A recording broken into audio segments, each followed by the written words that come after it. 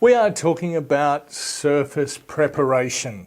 So, as I talk, the idea is that you fill in each one of these rectangles. You should have a similar looking sheet and samples, and you'll fill in each one of the rectangles with the corresponding primer, gesso, medium to what it says at the top of the sheet. So I'm not going to go in chronological order. I'm actually going to start with clear sealer. Now clear sealer, because it's a little bit different from a lot of the other gessos or primers, clear sealer is very thin, nearly as thin as water. It still has a high solids content, but it goes down first, even before a gesso, onto substrates that are either very porous or you're concerned that salts might leach out of, for instance, new brickwork or new concrete, new wood that you're concerned that tannins might leach out of. So the clear sealer it's an acrylic like many of the other mediums, but it is structured chemically so that there's long blocking chains that will actually block those pores and holes and stop tannins and salts and the like from leaching through. So if you just paint on a bit of clear sealer, the reason we're going to paint all of these on is so at the end, once they're all dry, firstly you can see the transparency of some of them, but also you'll be able to feel the difference in the key or the tooth. We'll talk about that in a sec. Why use a good quality gesso to begin your painting at all? A good quality gesso will lay the foundation for the rest of your painting to make sure it gives it its best chance of the longest lifespan that you're likely to get. Obviously the gesso going down first is that foundation layer. Yes, you can use white house paint or something along those lines. House paints are not made in the same way that professional gessos are made. A professional artist gesso has very high specification raw materials. Both the powders that are used, the calcite grounds, the titanium dioxide, and also the acrylic that's used. They're made to last as long as possible, literally for centuries. House paints are only made to last for a decade or two, so not as high quality ingredients because they don't need to be. So after you've sealed the surface, made sure nothing's going to come through, or if you're using canvas or a prepared panel and you're not worried about that, the next step, you're going to put a gesso on. Why are you going to put a gesso on? There's several reasons to use a gesso. The main ones, if you're going to continue on with oil paint, is because a gesso has calcium carbonate in it, and that will stop off-gassing that happens 2 or 3 decades down the road with oil paints. Oil paints dry via oxidation, mixing with oxygen in the air, but that also, down the track, that continuation of oxidation actually brings up gases that will eat away at a linen or canvas.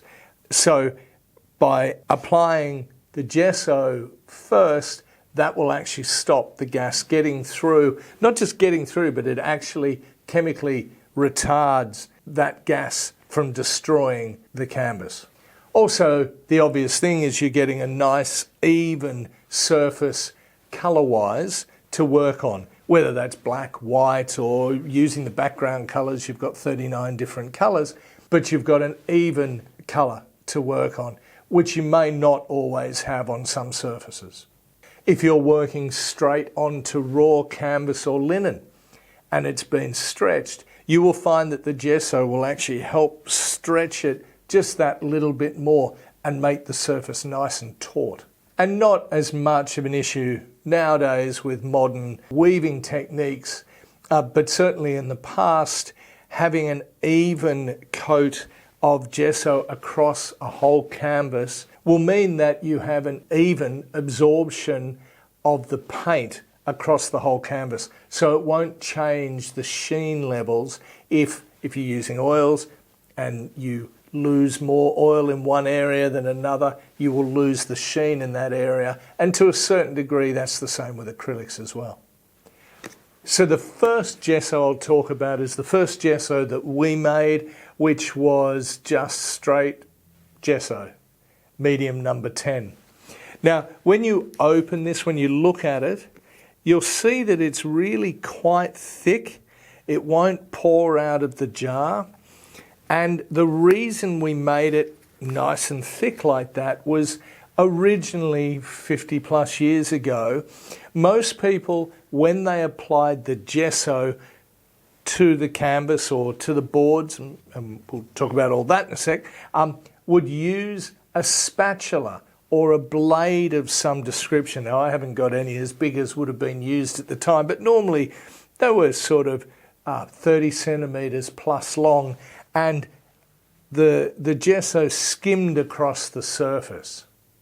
So when we talk about gessos, gesso is the Italian word for plaster, and the finish that we get is very similar to that of dry plaster. Originally coming from working into wet plaster, frescoes, the finish gives very much the same sort of texture and key or tooth, which are both words for roughness, that the paint, subsequent layers of paint, need to adhere, to physically key in to this surface. And you can imagine the finish of dry plaster is quite absorbent, which is perfect sort of finish to start applying your paints to. So that's what we're trying to achieve.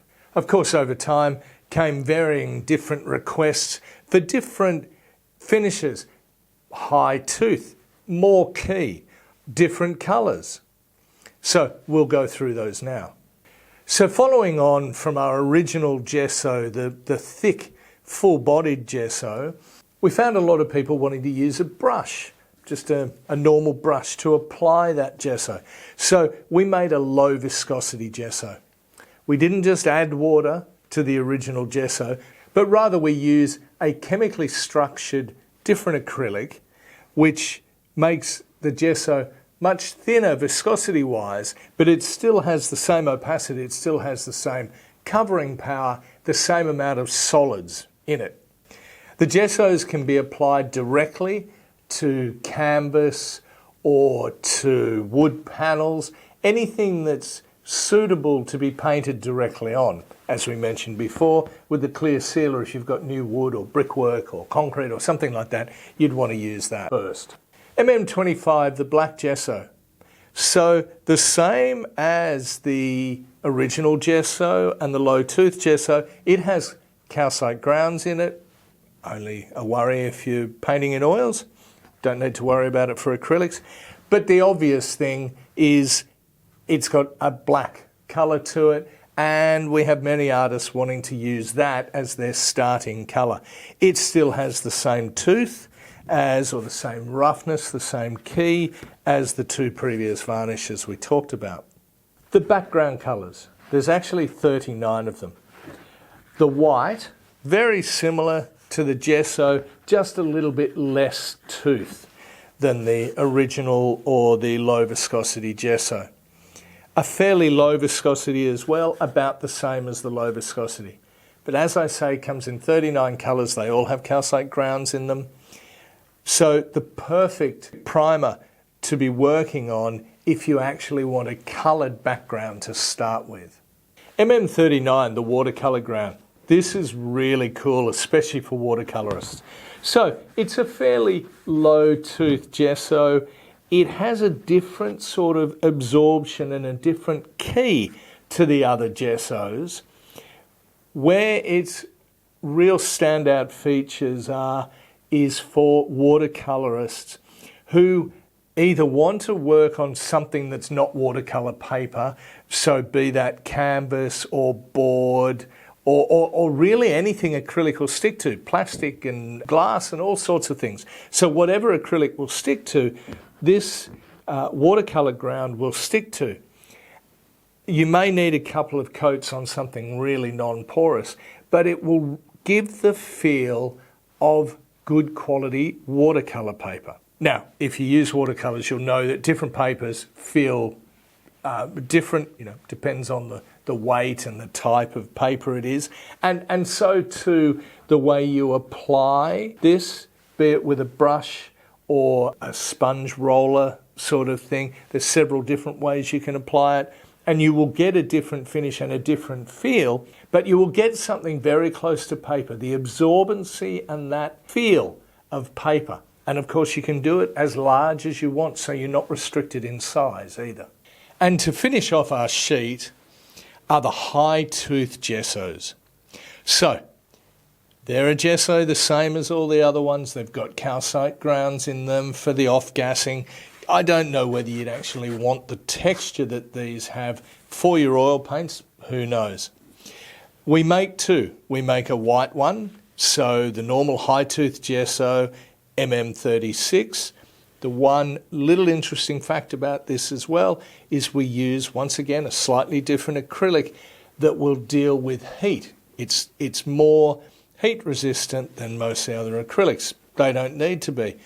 In this case, though, it's made this way. It's made to be more heat resistant, to be used with encaustics. So the perfect encaustic primer. It's got the real tooth to deal with the waxes, but also the heat resistance to deal with the heat as well. And finally, the transparent gesso or the pastel primer. Both of these high-tooth gessos are perfect for using with pastels or charcoal or those sort of materials that need some real tooth to grab hold of the material.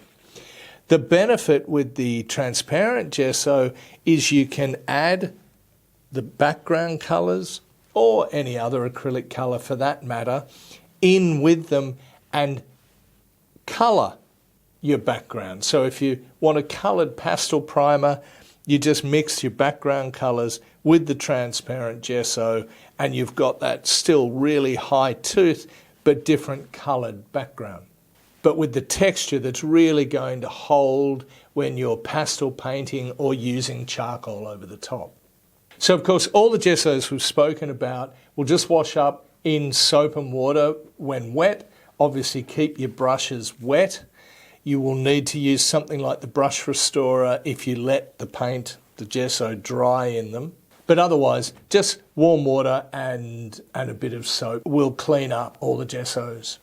So once your sheet's dried, you'll be able to feel the difference between each one of the gessos. You will have noticed as you were applying them the different viscosities, and that'll be pretty obvious. But hopefully you'll see here we've got the original gesso and then the low viscosity gesso, much the same and much the same as the black. All three of those will feel very similar. They'll have a bit of tooth to them, but not really rough. And then we've got the high tooth, which you can definitely hear, and the white high tooth and transparent. And then we've got just the background white, which should be even quieter in this little experiment here. And the same with the clear sealer. You can barely hear it because they really are quite smooth. And then the watercolour ground, which in itself has a bit of texture, has more, a little bit more than these, but a different absorbency feel about it. And that's really the idea of this sheet, is that especially when they're dry, that you're able to easily distinguish between which primer that you might want to use or recommend over another one.